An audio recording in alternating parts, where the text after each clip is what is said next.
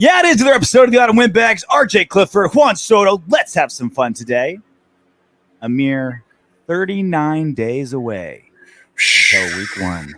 Raiders, Broncos. So close. 39 days away. After next week's show, we're going to be like a month away, 31 days. Yeah. It's crazy. We're getting close. Next weekend's going to be our first preseason game already. Dude, when I'm like working on like my work and my travel and shit, I'm like, holy shit, it's football season. I got to take that 6 a.m. flight. I got to be on that couch before 10. It's like, that's why football season is like giant bags under my eyes, because I'm just like, I'm working until like up at 4 a.m. 1 a.m. on Saturday night and then taking the like 6 a.m. flight wherever I am to get home to watch the Raiders in time, et cetera, et cetera. But it's a labor of love. You're a giver. It's how I knew I would go down. But yeah, it's getting so close, just 39 days away. Super close. So I was in Salt Lake City over the weekend to see one of the UFC 291, one of the best UFCs in a very long time. Yeah, really good UFC. And there's some really good ones before that. And our boy, Justin Gaethje, won the BMF title, knocking out Dustin Poirier, second round head kick. I had no idea he head kicked. And it looked glorious. Just wha-bam. Shin meet chin. Good night. Now, nothing against Dustin Poirier. Fucking G. Like, he's awesome. Yeah. But Justin Gaethje's one of us. Yeah. Very hard Raider fan. From Arizona. Raider fan through and through. He named his dog Raider. Right? Full-on Raider fan. So that begged the question, who is your favorite celebrity Raiders fan? It's a question of the day. Pin down in the comment section. Let us know. In the comments, we'll pin it. Who is your favorite celebrity Raiders fan? Because there's plenty to choose from. Mark my words. I mean, Justin Gaethje's the most exciting fighter in MMA history. People think we kind of look like each other a little bit. Well, some kind of gray beard. You don't fight like each other. I know. I'm way more slick and technical. Yeah, right. You're way more technical. You're way more technical. He's more of a crowd favorite. He's more of a crowd pleaser. You know what I mean? I'm a tactician. Jesus. So he's mine. He's my number one. He's my boo. Yeah. Close number two for me. But there's a lot of really great and famous Raider fans out there. Soto, what's a bunch out there, man. Yeah. I think my favorite, for obvious reasons, has to be Jessica Alba. Okay. Because she's freaking hot. I can think of 3 good reasons. Yeah, right. It's just super hot. Yeah. Yeah, but there's a couple out there that I like too. Like there's George Lopez, there's Guy Fieri, there's you like, because when you used to paint your fingernails, Carson Daly. You just named 3 pretty like kind of weak dudes. Like you got like Ice Cube, you got like some legit guys, and you're going that route. I was gonna get there. Okay. But no, Jessica Alba for sure. Jessica Alba's up there. If we're going that route, there's a Savannah Santos. And she's purely like OnlyFans famous. Like she's just like Instagram famous. But she's fucking built. If you haven't looked her up, do yourself a favor. Savannah Santos. Yeah, those are probably my top 3. Okay. Savannah and Santos. Again, 3 good reasons. Jessica Alba, Justin Gaethje, and Ice Cube, probably my top 3. Yeah. And when you think of just like cool, like there's more famous Raider fans, like Tom Hanks is a Raider fan, right? Like, there's more famous Raider fans, but like guys you'd want to watch the game with, Gaethje would be awesome. Just a badass. I guess George Lopez would be fun. Comedian. I'm sure he's got some great stories. No shortage. Ice Cube would be badass. That'd be awesome. I feel like Snoop Dogg is, but he's like a fan of every college team sport. Snoop Dogg is not a Raider fan, bro. He's like every single thing. Snoop Dogg is crazy. Like, out of all my friends that played football in high school with me, like 80% of the black dudes were Steelers fans. Really? It's crazy. I'm like, dude, what is this? None of my like other Mexican friends, white dudes, like Asian, none of them were Steelers fans. It was just the black dudes. Jerome Bettis converted everybody. I don't know what it was. I'm trying to do like the age, the timing. Well, in dude, my head. Snoop Dogg. No, Jerome Bettis was after. I was out of high school. Okay. He was still with the Rams. It must have been like Greg Lloyd, like those kind of guys, like the linebackers and all those dudes. That's when I was like in school. Black guys love Terry Bradshaw. Obviously, that's why. Dude, I'm not that fucking old, dude. Goddamn. No, but it was crazy. Like for real, dude. Like the fucking Steelers. All right, yeah. Snoop Dogg's a Steeler fan, bro. Don't let him fucking fool you. He's a Steeler fan. All right. He wants to jump on Raider Nation. Nah, bro. We got ice. I wonder if it changed now that Juju is no longer at the Steelers. You know, another Long Beach Poly guy. I feel like he just kind of follows Long Beach Poly. Wherever they go, he goes. I mean, when he was on Cribs, like a long time ago, and maybe like 20 years ago, he was on Cribs, and he was a Steeler fan. He was like a diehard SC fan forever, and then his son went to UCLA, and then just immediately switched. Well, yeah, his son goes there. And his son was there for like a cup of coffee and then bounced. It was like too hard. Shake. Anyway, there's plenty of diehard ones to choose from. Let us know. Pinned in the comment section. Question of the day: who is your favorite celebrity Raiders fan? And favorite can mean a lot of things. Who do you want to watch it with? Who do you want to bang? Who's the most famous? Jessica Alba. She has Jessica Alba on the show.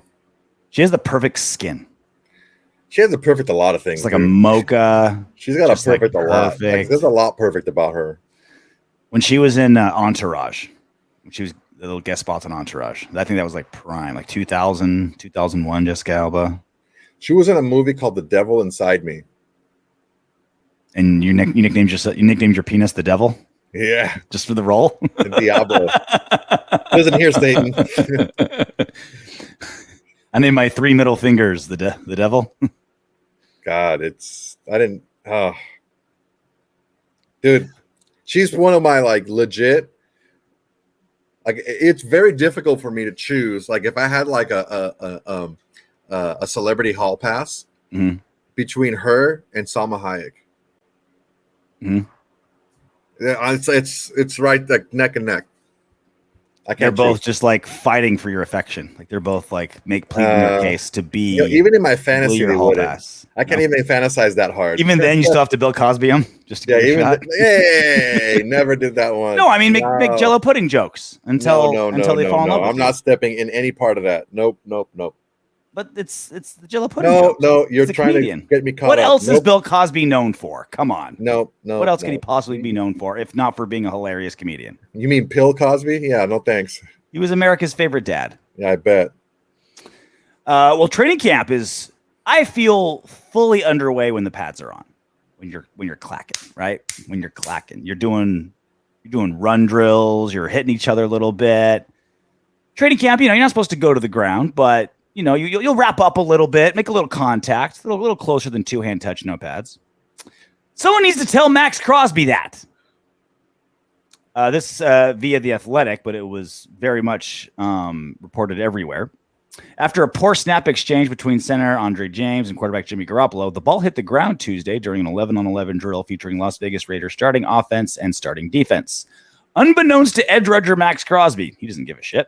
The play had been blown dead before the snap due to a false start, so Crosby kept going, and he made a move for the ball while Garoppolo scrambled to pick it up.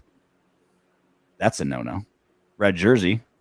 There were heated words between Garoppolo and Crosby immediately after, a spat that continued even after another group of players took the field for the next snap.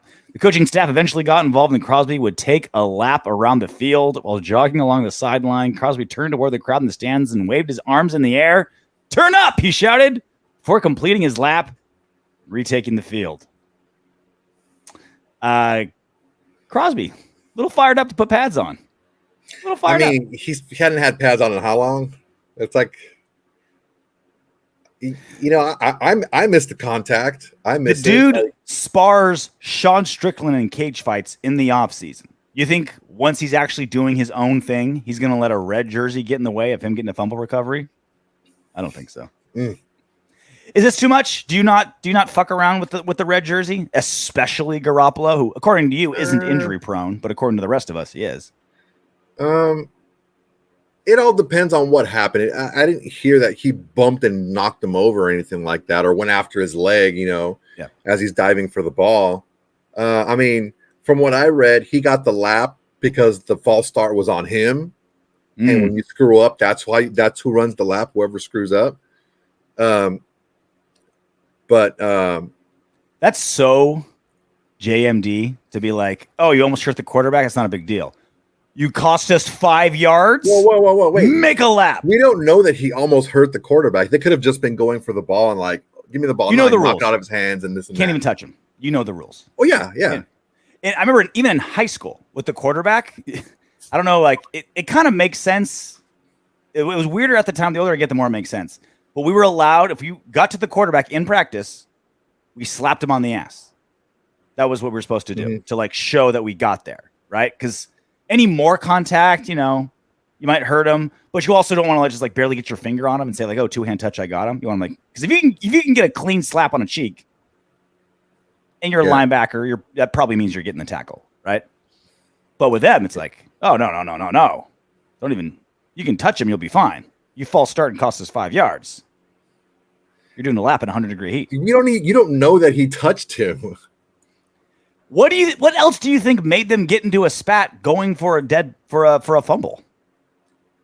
They didn't say that he knocked them over or anything like that. I think it's safe to assume that there's a spat. No. We're not going to assume this stuff. Yeah, no. I will. I'm not going to assume this. I'm going to go off of what was written. I had not heard anything about him knocking Garoppolo over or any of that. Crosby kept going and made a move for the ball while Garoppolo scrambled to pick it up. So they both made a move for the ball. So they both went for the same ball. And you think Garoppolo would get mad if they didn't touch? There would be a spat if they were made a move for the ball as Garoppolo picked it up. Could be Garoppolo had it and was already picking it up, and Max went to swipe at it, and he pulled like, "Hey, what are you doing?" And that turns into a spat that leads to coaches having to take the field and break things up. Yeah, if they keep chirping at each other. I'm going to live in the real world and assume there's a little contact, and that's why. Oh my God, dude! Oh my God! Just so you can tell your joke about. Oh, if you hit the quarterback, it's not a big deal, but don't cost us 5 yards. Like you should. So this is so tight. This is what it's about. You defend JMD no matter what. I'm not defending anything. That's okay. This makes way more sense. Nothing in that says that there was contact. This makes way more sense when you're being sensitive about JMD's coaching. No, it's not about being. See, look, RJ, this is what you're doing. You're spitting bullshit out. What's bullshit? That they didn't make contact. Bullshit. Did they make I'm going off of what we saw. What you're doing is assuming there was contact, and you're playing up that assumption, and then you're finding a way to tie it back into talking shit about someone who is not involved in this. You're defensive about JMD, and that's what you want. I'm going off of what we're actually seeing. Please don't start today, RJ. Please don't start today. Is it really so crazy that? But that's not what it said. Those two guys were fighting and they didn't make contact. Is that what you're saying? You're telling me that if Maxx Crosby bumped into him, they wouldn't say he bumped into him. It said he went for the ball. That's all it said. And you're stretching that out and you're making it something that it's not. So you can make a joke that's partially supposed to be funny and partially supposed to be shit talk. So I thought for sure we'd be on the same page, that clearly there was contact. But because you're defensive about Josh McDaniels, you're ignoring what's clearly the obvious case. I'm reasonable because I thought we would be on the same page about this. I'm being the reasonable one. You're the one that's assuming and making shit up that's not there. Okay. Look at Twitter. They got into a fight with. So you're saying anywhere you want, and you're find where Maxx Crosby bumped into him or knocked him over. So you're saying there was a heated exchange between Garoppolo and Crosby immediately after, a spat that continued even after the group of the players took the field for the next snap, and there wasn't contact. That's just saying is the more. I'm saying it doesn't say there was contact here. More certain situation. That's what you're saying. Well, let's go back. The very first practice, Maxx Crosby said that Jimmy Garoppolo likes to talk a lot of shit. Mm-hmm. You're telling me that a Maxx Crosby with pads on the first time, who's jumpy as fuck, wound up is going to just take shit talk. Yeah. And then he's going to take shit talk back. And Jimmy G's not going to let someone fucking, call him out and not say shit back to him. And they just talking back and forth. You know how that shit goes. You painted a very compelling picture. Two guys are joking. And then after a while, you make a very good case, Soto. Because nobody wants to be one-upped because they're both shit talkers. That's what I took from it right away.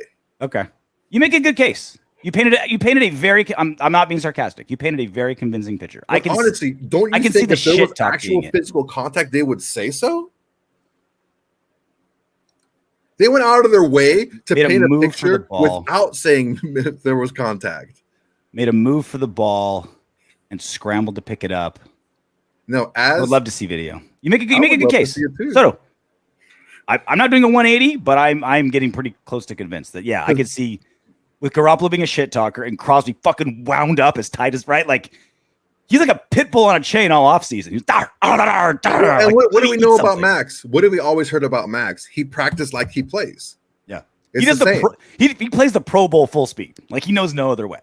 Yeah, it's so. I mean, before you even made that joke, that's what I thought right away. Is they were just chirping back and forth, and you know how that is. You just escalate it back and forth until hey guys, you know what? We need to get some work done here. It's over. Just stop it. I think that's definitely I still think it's possible that there was some contact, but I think you definitely painted a very, very realistic alternative as well. That it was just the only reason why you fired up shit talkers. Yeah, the only reason why I don't think there was contact, because if there was, it would for sure have been said, oh, he knocked into him or bumped into him or whatever. There would have been something about there being some contact. Well, this is apparently a theme of practices around here. According to Sean Reed of The Athletic, Raiders have been pretty physical during their first day in pads. They're tackling to the ground in 11-on-11 drills toward the end of practice. So you can see things like escalating, This is what always happens whenever I spar good friends of mine. Whenever I'm doing boxing, Muay Thai, MMA, doesn't matter. Haymakers. It starts out, I'm 40. You never fought pro. Let's move. Let's get warm. And then I get caught with like a good jab. Oh, motherfucker. Fucker. So I was like, all right, let me catch him a little bit harder. It's like, fucker. He catches me a little bit harder. By the end of it, we're trying to kill each other, right?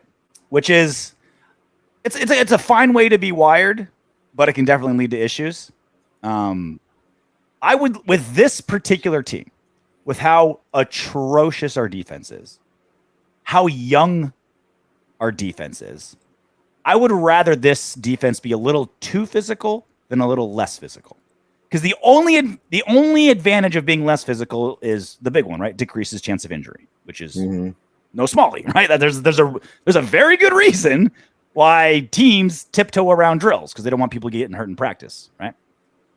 But with how young this defense is, how bad this defense is, how much it needs to improve, I think this is a defense that's like, we may, and we'll get to this in a second, we may lose a guy or two, but as a whole, this intensity has to ratchet up. If we're not going to make it up, if we're not going to have it in skill, if we're not going to make it up in experience, time will tell if we can make it up in scheme.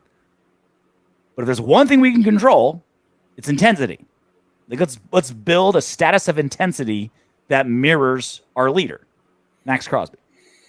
Yeah, man, it makes sense, and you always want to say whoa instead of giddy up, and that's what I see here. Whenever I've gotten hurt, I've never gotten hurt in the game. I've always got hurt in practice, and it was always when I was slowing up, when I was holding back, is when I got hurt. When I went through the whistle and like hit and went to the ground, I never got hurt. When I was holding up, that's when I got hurt. It's like when you're rolling in jiu-jitsu, you're more likely to get hurt by the white belt than the black belt. Because the black belt knows what he's right. Like he's better. He knows how to hurt you, but he's more controlled. Whereas the white belt's just kind of spazzing. And when you're not doing something natural, like how many times do we see guys like sprint and then like try to slow down to like not hit somebody and they pull their hammy or twist their ankle? Yeah. Happens all the time. Yeah, man. It's like the black. I hated it. Freaking black belts, dude. You couldn't do shit. Like they bait you with something and like they make you think you got it, and they like kind of give it to you, and then like something out of the blue, and you're like, fuck, fuck that happened.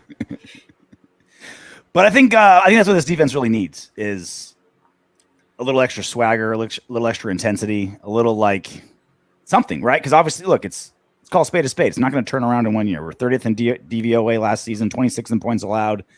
It needs, and it's been 20 years like this. Like let's try some intensity. Let's make it up. Let's make it up with effort. That was Maxx Crosby's first season. Didn't learn his moves yet. Still a little undersized. He's just like, I'm just going to outwork everybody. And look what he turned into. You'll be surprised how many good things happen when you just fly to the football. Mm. How many bumps and how many quick fumbles that are normally like, oh shit, I fumbled, and you just drop on it. Yeah.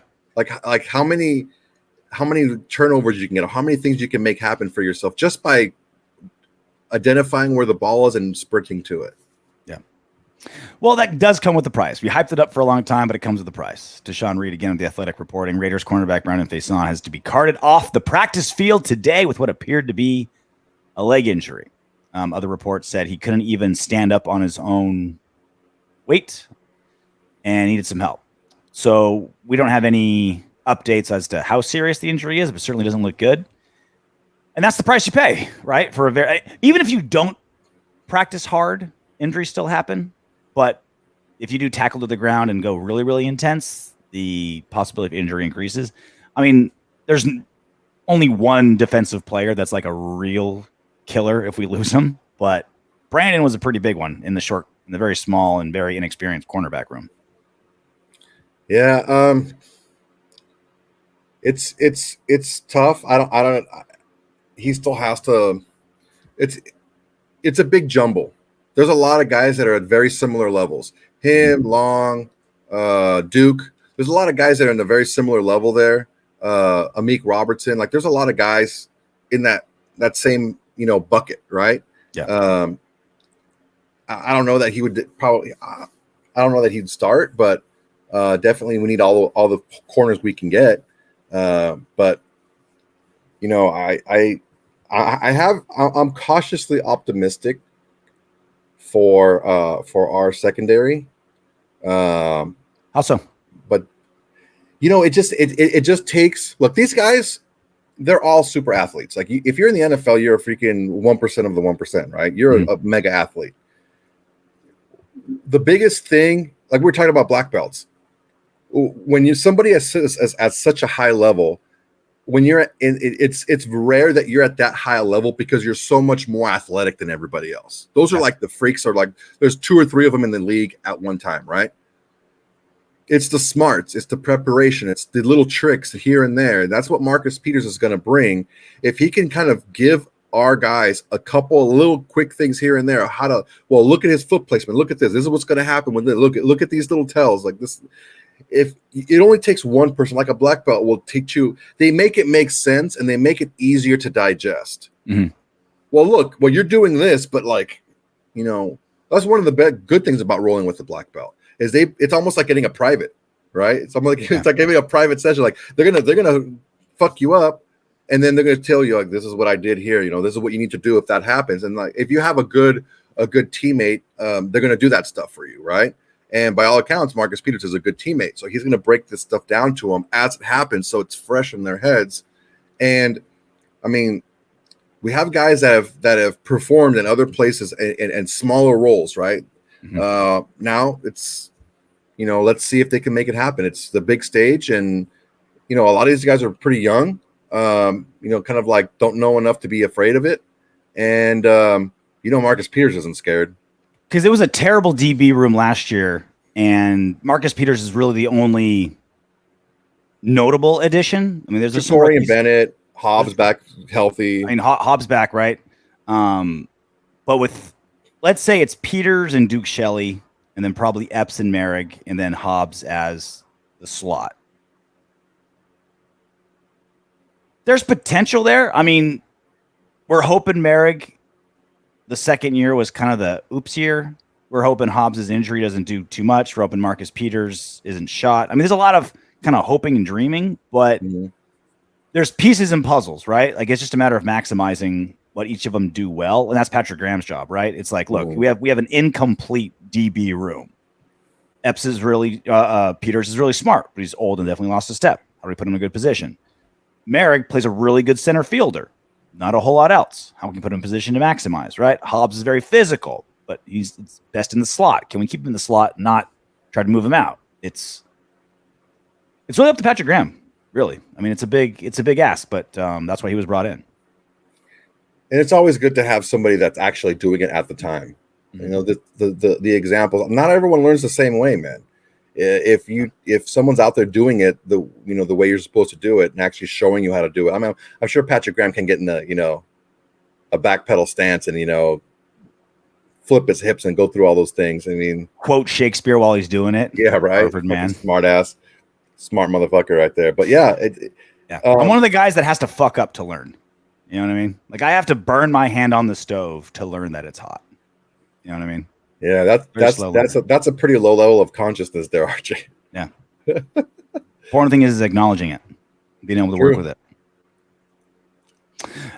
So there's some ins and some outs, right? A couple guys we signed. Darius Harris, linebacker, got signed on Monday. 4-year veteran with the Chiefs. Last year he played all 17 games, made 4 starts, finished with a career high 43 tackles. 10 of those were against the Raiders. You remember last year, like, who the hell is this linebacker that's crushing us? That's him. It was Darius Harris. Remember we let go of Chase Garbers like less than a week ago. We re-signed him, and he's back. So we got Darius Harris and Chase Garbers back to make room. We waived tight end O.J. Howard, tackle Justin Murray, linebacker. And I'm glad he's gone because I'm never going to be able to pronounce his name correctly. Kana'i, Mauga. All gone. 2 in, 3 out. This Harris edition is kind of a fun little wild card to keep an eye on. So he's a guy that is like almost like a Littleton light.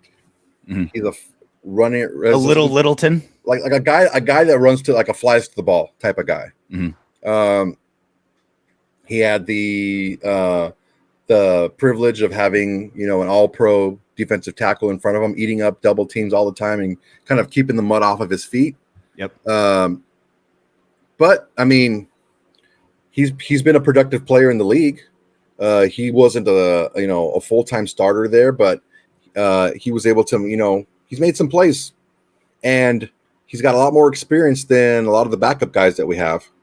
So it reminds me a little bit of the Marcus Peters, like not quite, he hasn't been a 3-time Pro Bowler like Marcus Peters, but the linebacker room is so shallow that anyone like this, it's like, okay, he's had a 10 tackle game in the NFL.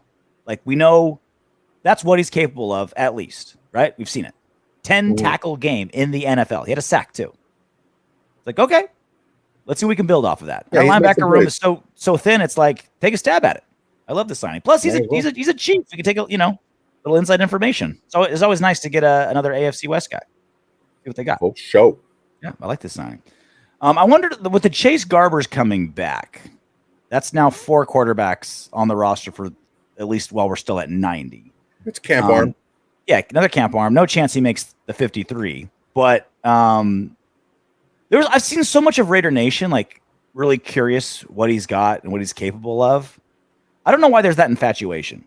Like I don't know if there's a lot of second guessing going on right now in Raider Nation, man. Yeah. There's a lot of second guessing going on. That's probably the long and short of it. And O.J. Howard, it was just like 4 days ago, he was talking about how Garoppolo loves throwing to tight ends. He's looking forward to a great relationship, and now he's waived. Doesn't even make like the training camp 90. But I think that also, I mean, it clearly means that they don't think O.J. Howard has much left. But I think it also means that Michael Mayer, they're like very, very happy with. And it's like, okay, there's no reason to have 4 tight ends. It's like, all right, OJ. We don't get to make any OJ jokes this season, which is kind of disappointing. But, well, the juice is loose now. Yeah, literally. He's gone. He gone. We're only down to 4 tight ends now. Which is about right. You're probably going to keep 3. Yeah. How about this guy, this tight end's name? I forgot we picked him up. Cole Fotheringham. Tell me that guy isn't in like an episode. He was on our team last year, wasn't he? Cole Fotheringham? Yeah. No. Was he? Practice squad? So. There's no way he was ever active. No, really? He wasn't active, but he was like in the preseason he played, I think. Yeah, it'll be Hooper, Mayer, and Horsted. Yeah. Horsted, I guess, has been turning some heads out there. Yeah? He was more of like an undersized tight end, but he's put on some weight the last few years. I think it's in his third year, right? Is this his third year? Mm-hmm. So I think he's been putting on a little bit of weight and looking pretty smooth out there. Gotta watch out for those small school tight ends, man. Like right, they're sparky. They're spunky. They're sparky. Speaking of off topic, did you see the Bussin' with the Boys with Foster Moreau? I didn't. Talked about his cancer. It's good. I know you hate Raiders that are on other teams. But, I don't hate Raiders. I just don't. I don't anything. I'm not a Raider anymore. I think even your cruel black heart will feel for this story when he talks about like how like the cancer and like he literally goes through like step by step when he was told, went to his mom's house. It's worth Raider Nation's worth a little listen. I mean, I'm not wishing for anything bad to happen to him personally. I'm not going to root for him football wise. You want him to die. I can't believe it, Soto. You're a terrible person. Terrible. No, I don't. So you sent me this, and this has been obviously the biggest thing about Josh McDaniels, whether he succeeds or fails, is wins and losses. Like that's you are forever. I think quarterbacks are unfairly tied to wins and losses. I think coaches are underly tied. Correctly tied, or even underly tied to wins and losses. That's literally it. And there's a lot of, mitigating factors. What are you starting with? Ownership, GM relationship, quarterback situation. There's a million things. But you are what your record says you are as a coach. But as you're trying to dissect the smaller elements to it, this is something we've talked about multiple times, and I think we're in complete lockstep, and that this is a nice little microcosm of how much Josh McDaniels has or has not developed in fixing some of his weaknesses that he historically had as a head coach. So this is from Mic'd Up with Josh McDaniels. You do whatever you got to do. You know what you want to, you know what you're playing off of. The one thing you do know is that's the key. Like that's the key to really giving yourself time to figure out where he's going to what he's going to try to take away. So if you remember, we played this about a year and a half. So he's talking to Hunter Renfrow, Josh McDaniels. Mm-hmm. About a year and a half ago, we made a short and we played it about how Hunter Renfrow talked about under John Gruden, when he was doing exactly what Gruden said, he wasn't getting open, being productive. When he finally said, fuck it, I'm going to do things my way, he became a Pro Bowler, had 100 catches, and really took off, right? And so this was one of the things we were talking about, because really great elite coaches don't coach the team they want, they coach the team they have, right? Yeah. It's like, that's literally the main job of a coach. What do I have? Let me get the most out of them. Let me get the best out of them. Yeah. Let me get the best out of the tools that I have, right? Let me build the best house I can with the lumber, stucco, and wrenches and screws that I own, right? That's what your job as a head coach is. And how Hunter Renfrow found success kind of goes contrary to what we know historically about Josh McDaniels as a head coach, is you do exactly what I say. This is exactly the route. You run it exactly this way, be at exactly the right place at the exact right time. Be my robot, right? We talked about how this is a great tiny little microcosm of, can Josh McDaniels be flexible, adjust, turn a weakness into a strength, and get the most out of Hunter Renfrow? Because Hunter Renfrow has made it abundantly clear that if he does things his way, he can be a Pro Bowler. When he does things someone else's way, hasn't turned out great. So, and this isn't leave Hunter Renfrow completely off the table where he gets to do whatever he wants, right? Like he has a role to play in this too, right? You got to listen to your coach and play within the scheme, etc. But generally, you have a Pro Bowl slot wide receiver. If Josh McDaniels can, and it sounds like, according to that audio that we just saw, it's like, hey, you can do it that way. Here's some advice. You know what you're doing, blah, blah, blah. It's 4 seconds of an exchange. Yeah. But from what we saw there, Soto, it sounds like that's what Josh McDaniels is trying to do. It sounded to me like, I'm your coach, Hunter, you be Hunter, and here's some guidelines. Yeah, he was saying, do what you got to do, basically. Mm-hmm. With Josh McDaniels, it's a slot. They're going to be option routes. That's what it's going to be, right? Mm-hmm. So I think what he's telling them is, do what you got to do to make the DB commit. Mm-hmm. Once he commits, then we have the read, and then you can exactly. So like we talked about, was two episodes ago, when I said, all right, do whatever you got to do, just be there on time. Yeah, be where you're supposed to be on time. Whatever you do before then is fine, as long as you're there on time when you're supposed to be there. And that's kind of like the evolution of that, where it's like, hey, look, attack them, get them to commit so you know which route to run on the option run it, and Jimmy's going to see the same thing, basically. But do what you got to do to make him commit. Once he does, then we know where to go, right? And that was a big thing. That's when I saw it, I said it to you right away. I'm like, dude, this is what we've been talking about. Mm-hmm. This is a big thing, because the knock on JMD, and fairly so, is that he's very rigid. He wants things the way he wants it, and that's it. But like we've talked about, there's got to be some flexibility there. And this is a little bit of proof that, at least with Hunter Renfrow, there is some flexibility. This is, I think, if you're looking for a very, very broad example next season of is Josh McDaniels evolving, I think it's going to be tied to Hunter Renfrow's success. Again, it's not perfect science. It's not a perfect science, but a very quick and simple, very easy broad stroke is Hunter Renfrow a Pro Bowl great talent suffering under this system? Then it sounds like probably Josh McDaniels is being too rigid. Is he flourishing? Then Josh McDaniels has learned, how can I still have my system, but let players' skills thrive underneath it? It's just one very quick pop under the hood way to gauge how he's doing. Yeah, so I just want us to be very mindful of this.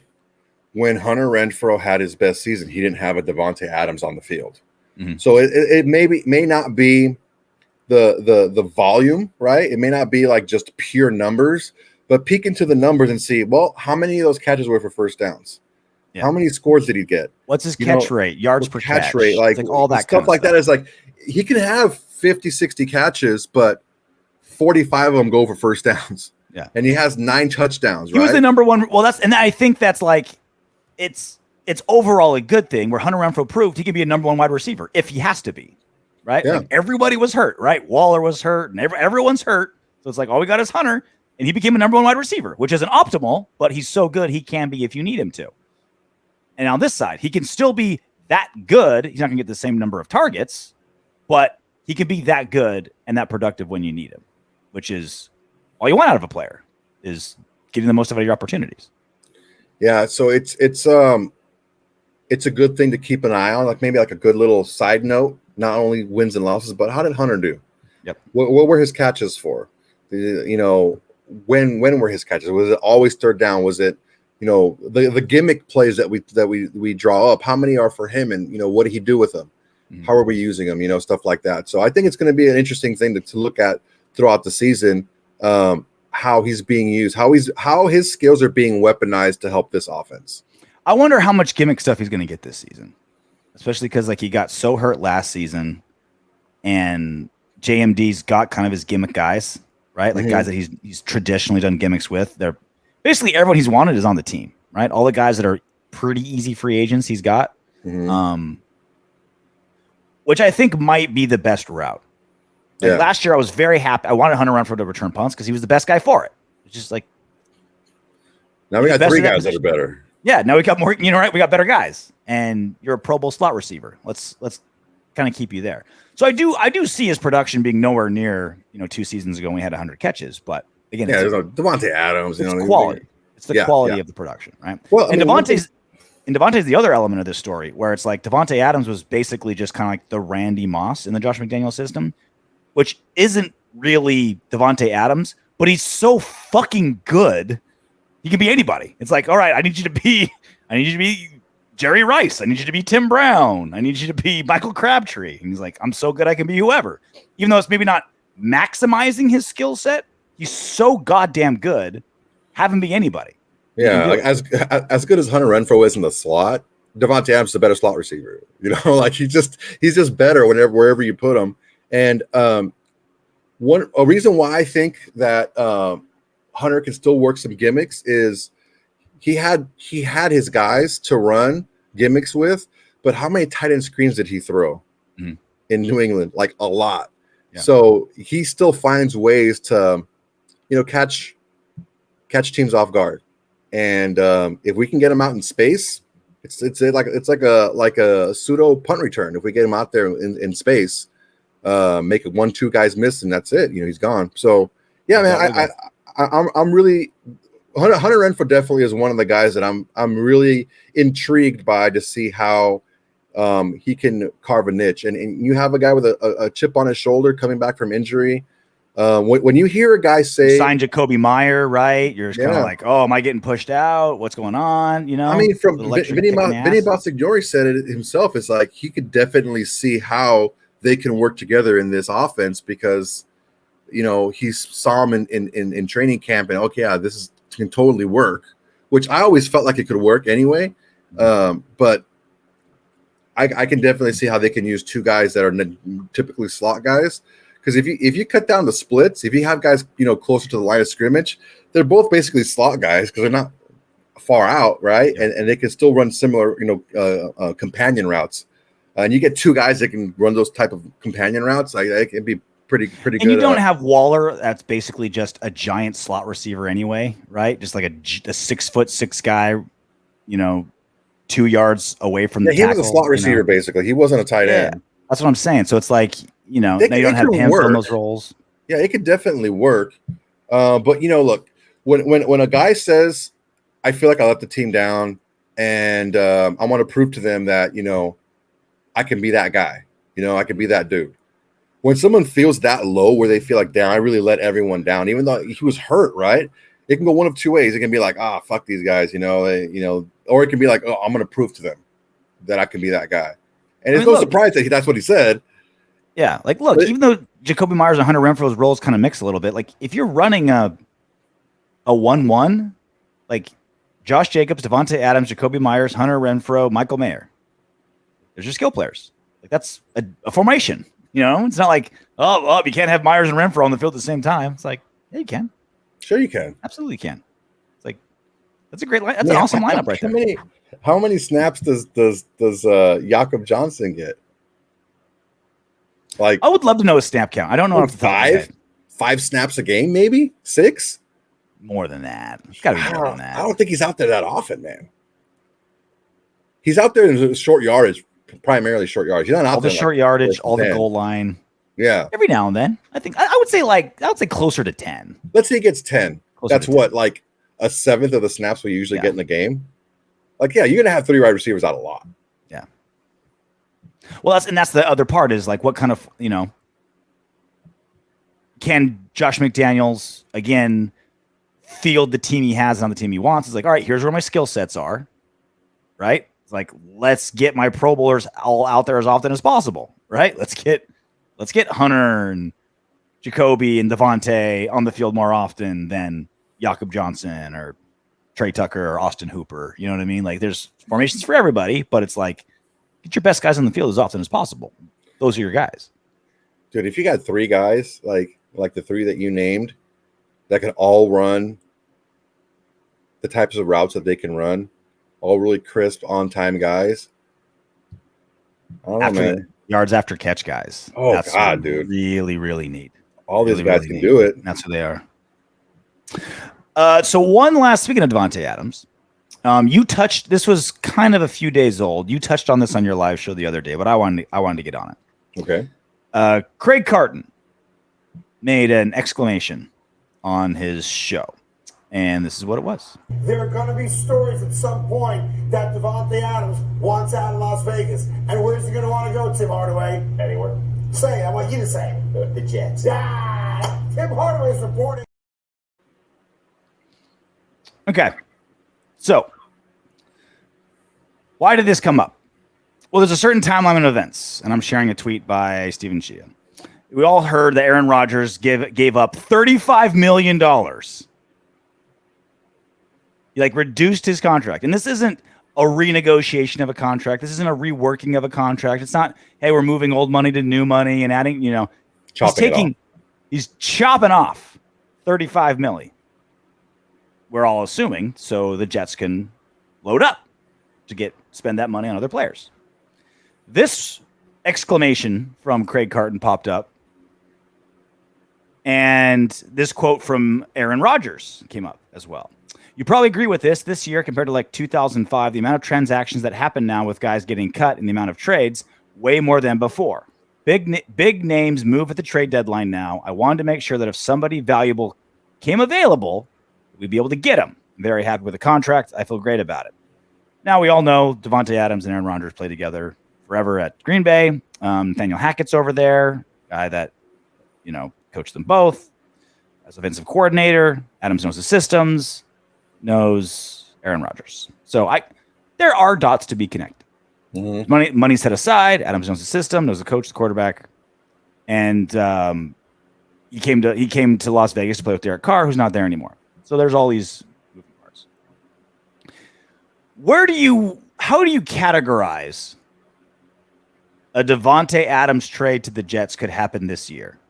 Rumor, conspiracy theory, some legs, or the fact that Craig Carton said it means it's proof that it won't happen? Is there any one of those that you would describe that statement as? I think it's a possibility, but the possibility has to be more than football related. Yeah. It has to be something more than football related. And I don't know, man. I honestly, not because I don't want it to happen, I really don't think it's going to happen. I don't see that Davante Adams is going to be one of those guys that just says something just to say it. Yeah. He wasn't that guy in Green Bay. He was very measured and very direct. And I forgot to say, Davante Adams said a couple of days ago, I haven't seen where he said it. I was Googling for like a half hour. Mm-hmm. But he said, I want to retire in a Raiders jersey, nothing else. 2 journalists posted that. It wasn't at a presser. I'm not saying they're lying. It's Tristan Kuhn, who's pretty reliable. So yeah. I just want to know the context. I want to know what he said before, what he said after, what the question was. That's very important to me to make sure it makes sense. So I believe he said it, but I don't know the context, and I wasn't able to find it. But anyway, Davante, according to reports, said, I want to retire in a Raiders jersey, nothing else. Yeah, so I don't – he just got here. Yeah. So it's like, it just seems like kind of weird for him to say that. If it was just fluff, because you just got here, don't say anything at all, right? Yeah. But I don't see it happening. I don't see it happening. So I really feel like this season, it really feels like the Raiders are in a full rebuild with one giant exception. Like, it feels like a rebuild. Like, they didn't go get anyone real splashy. Like, their big free agent signing was Jacoby Myers. That was it. The way they drafted, other than their first and second round, it really felt like just kind of like depth guys, developmental guys, which, generally third, fourth, fifth round pick, that's who, that's probably who you're getting anyway. But it really felt like a rebuild process this season. Free agency draft, just kind of, I could be wrong, but it's kind of felt that way to me. Nothing flashy, nothing big, just kind of, hey, steady Eddie. Let's get some players. Let's build some depth. Let's correct all the roster errors that Gruyak made, et cetera, et cetera. With the giant exception of giving Jimmy Garoppolo $33 million. You don't give a Band-Aid quarterback that kind of guarantee. That's just guaranteed money, $33 million. If not for, hey, let's do something this season. Let's produce, right? Because we talked about this at the end of last season when everything went to shit. And we're like, and we had so many people, Soto, saying, rebuild, start over, tear this team down. And we're like, this isn't really a rebuildable team. Like, when you say start over, it's not just like getting good players. Like, we're always wanting to get rid of bad players and get good players. That's always the goal. That's always the goal. But when you're doing a complete rebuild, it's when you get rid of good but expensive older players and trade them in for draft picks and younger, cheap players. And remember, last year, there was really only 3 players that were like that. Derek Carr, gone. Darren Waller, gone. Davante Adams, still here. If things do, knock on wood, they don't. Hypothetical world. Everything goes to shit this year. We're 1-6. Trade deadline's what, week 12? Yeah, 12. 11, 12. Right? 12. We're getting to the trade deadline, and we're just trash. And it's time for a full rebuild. I think there's a good chance Davante Adams gets traded. 1, I think he'd want it. He's like, look, I want to win. 2, it's like, all right, do I want to keep paying this guy that kind of money when your services aren't going to help us win? We're rebuilding. We can use what could we get for Davante Adams on the open market, right? First and a second, something like that. Like great, especially if he's having a good season. Something great for him. When Craig Carton says, watch, it's going to be a thing, it's like, I don't think he's reporting inside information. I think he's just opining. But I think if you squint your eyes and if certain things happen this season, I could see Davante reuniting with Aaron Rodgers before the trade deadline. If he goes somewhere, it's going to be there. Yeah. Yeah. As far as the rebuild goes, it's weird because our offense was built in a way where it had a mix of young and old talent. So our offense was built like a winning team's offense. It just was done horribly on the defense, right? They spend way too much money on the defense with players that were, like I was saying, a lot of people are like, "Oh yeah, look at Chandler Jones' contract. That Ziegler's making bad deals too." I'm like, well, wait a second.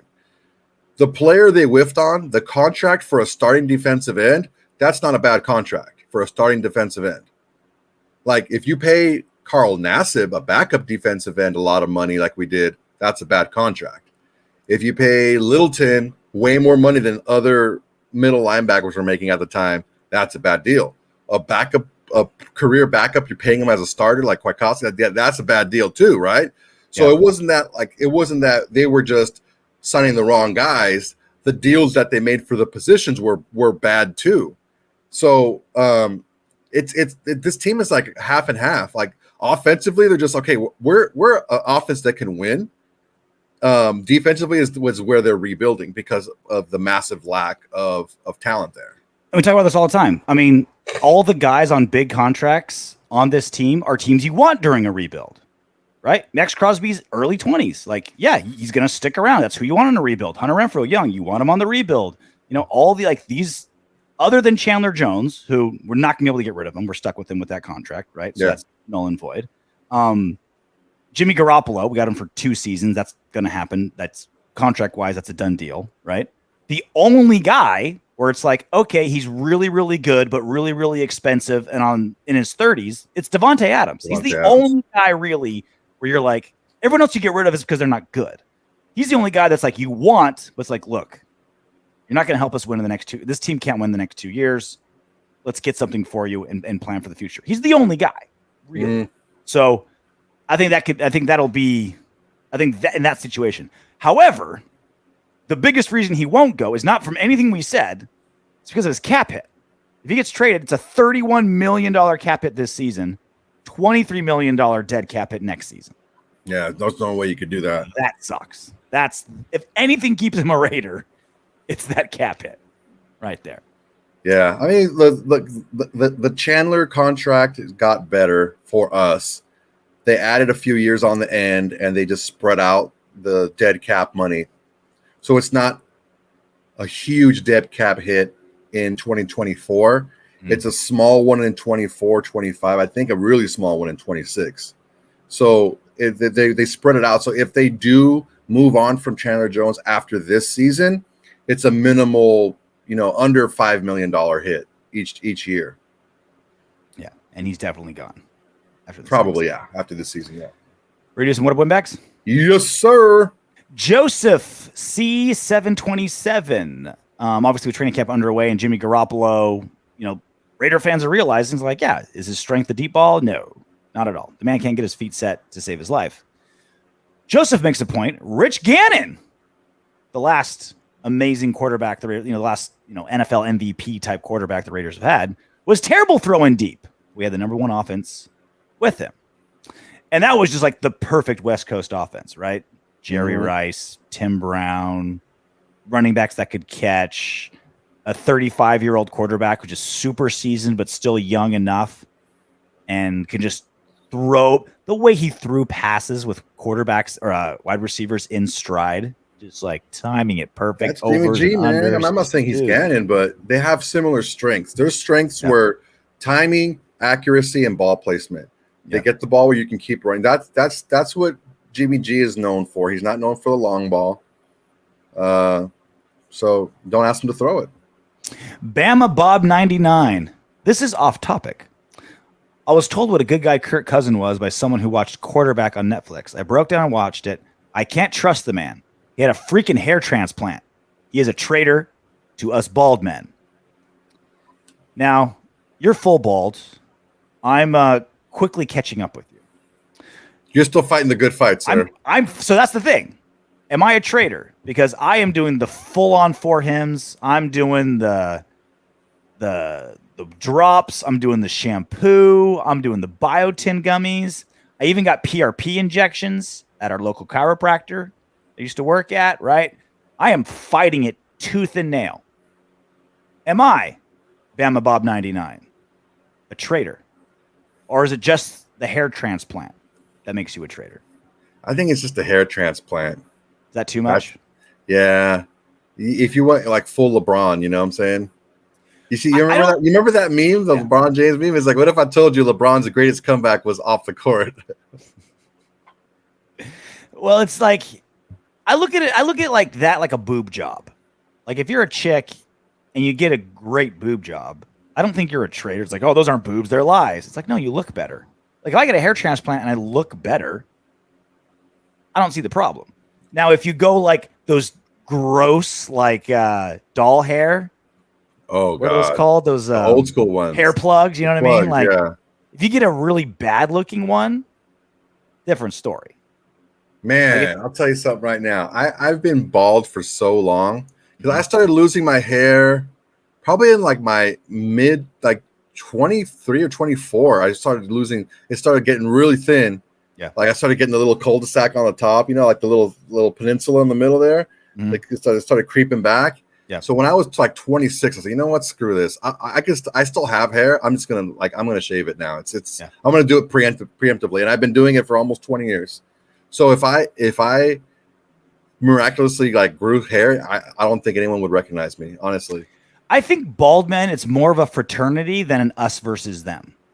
I think it's more that. Like, as well, if you still have hair, like you're not the enemy, but bald guys, it's like cone heads when they like touch each other's heads and like that spark goes. It's like we're in a frat together. We got each other's backs, which is a little different. Send Cow Grizzly Raider 5263. The idea of aliens, because our last question of the day last week was real. Aliens real with all that shit with the Pentagon and the whistleblowers. The idea of aliens coming here from light years away from some random planet in outer space is impossible. Extraterrestrials, on the other hand, is a possibility. We don't live on a spinning water ball rocketing through an impossible endless space vacuum, though. So I got three very different questions from three very different statements. He went from aliens aren't real to aliens are real to is he saying the earth is flat? It sounds like he's saying the earth is flat. So he goes, it's impossible that aliens are here, but it's totally possible that aliens are there, but the earth is flat. Extraterrestrials. What's the difference between extraterrestrials and aliens? We got to, I think Sencal Grizzly Raider needs to stay off the dark web for just a little bit, just for like a week or two. That's a legit question, though. What's the difference between an extraterrestrial? I don't think there's a difference. I think his point is like there's aliens out there, but they're not coming here. Gotcha. They exist out in the nethers, but they're not hopping in an Uber and visiting us. Got and why would they? Because they see an Earth that's flat and they don't want to fall off of it. Yeah, I think it's weird looking. It's like what if it's like a record? That's the Earth is like a record. Wiki. Does the ocean fall off the flat Earth? I think it's like an endless pool. So it like kind of and it gets like sucked back in and filtered through. Okay. So there's still gravity sucking the water back up. It's just a really big filter. And God's the pool boy. Yeah, right. Keeping everything clean. Like in what was it? Airheads. Yeah. Was that the movie when Adam Sandler played a pool boy, but he was the drummer of the band? Mm-hmm. And like the cop that was like supposed to be negotiating with him was like, "Yeah, my wife's fucking this pool boy." He goes into his van. He's like, "Pool cleaning equipment." That's it. We're going in hot. All right, that's it for us. Training camp fully underway. Pads are on. Helmets are getting hit. Maxx Crosby's causing a ruckus, being the bowling ball and wrecking ball that we know he is. one day early from us. You're welcome. You're very welcome. I'm heading to Nashville tomorrow. Ooh. Our Gonna go see the sis? Going to see the sis, going to see the fights, and our mutual friend of ours is getting divorced. And so, like, what's the reverse of a bachelor party? Like, once you're divorced and you do a trip. It's a freedom party. That's what I've seen it. I've seen, like, Freedom Party, Freedom Fest. That's what I've seen, them freedom party. I feel like it needs a better name. It needs a cooler name. Like Freedom Party. I get what you're saying, but it sounds like a 4th of July concert. Freedom Fest 2023. It needs a better name. Well, in Mitchapalooza, they said releasing them back to the wild. Okay, that works. Yeah. He's back off leash. He's back in Gen Pop. Yeah. We'll think of something. It needs a better name. A parole party. Parole party. Maybe while we're like just scouring the streets of the Broadway street of Nashville, chasing bachelorette parties, we can have them. I am so jealous of you and the food that you're going to eat. Some Nashville hot wings. God damn, it's good. The freaking white sauce, the white barbecue sauce that they have there, that's just delicious. You don't need to make things racial. We can just agree that's all delicious. It's a creamy barbecue sauce. Really I'm going to be eating so much beer. I don't know if I'm going to be able to eat food. You only have so much space. It's like every time I do like back in the day, like if I'm in Vegas, I'm working. But like when I was like partying in Vegas, like late 20s, early 30s, I always lost like 5 pounds every Vegas trip. It's not because you're not eating. You're just like drinking booze and going 100 miles an hour. But it's not like I'm losing 5 pounds of fat, like quality 5 pounds. Like I'm losing 5 pounds of vitamins. Of water, you know? With goodness in it. I'm losing 5 pounds of like life-sustaining force. Like you come to like a random moment of consciousness, and you're like, man, I should drink some water. And like when you're drunk and you drink water, you don't sip on a water. You down like 5 bottles of water. Yeah. Because you want to get it into your body as fast as you can. And when you pee, it's like that plus all the other stuff you've been drinking comes out. So how am I going to handle like a delicious Nashville hot wing when I just downed 17 beers and 6 bottles of water? You know what I mean? It's crazy. Pure liquid diet. Anyway, if I come back alive, we'll be back next week. Soto's got you covered with any breaking news with his live shows. And until then, knock on wood if you're with me. Hey, you made it to the end of our video. Great job. I know you want more. Go ahead and click the next video. And if you're feeling crazy, go ahead and subscribe.